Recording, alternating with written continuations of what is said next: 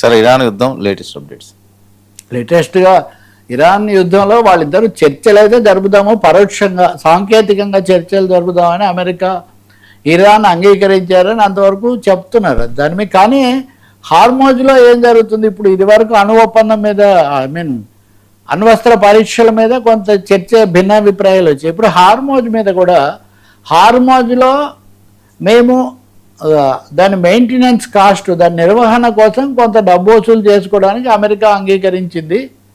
కాబట్టి అని వీళ్ళు ఇరాన్ దీనికి ఓమన్ మధ్యవర్తిత్వం వహించింది. ఓమన్ ఇరాన్ కలిసి ఒక ముసాయిదా ప్రతి కాపీ అమెరికాకు సమర్పించినట్టు వాళ్ళు ఓకే అన్నట్టు చెప్తున్నారు.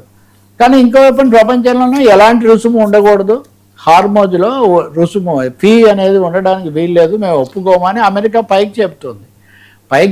కానీ వాస్తవానికి ఇరాన్ తెచ్చిన దీనికి వాళ్ళు ఒప్పుకొని మొదటిసారిగా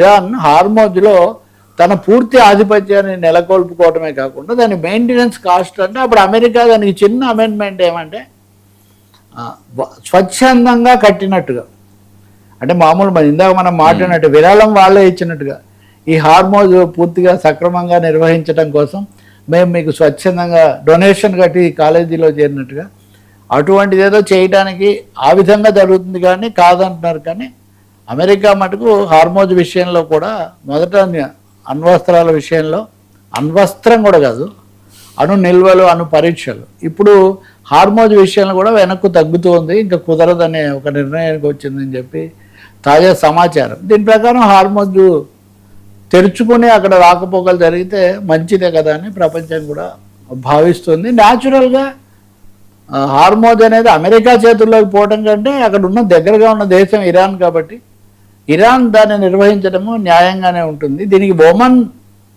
మధ్యవర్తిగా ఉండటం కూడా మంచి సంకేతమే అని భావిస్తూ ఉన్నారు.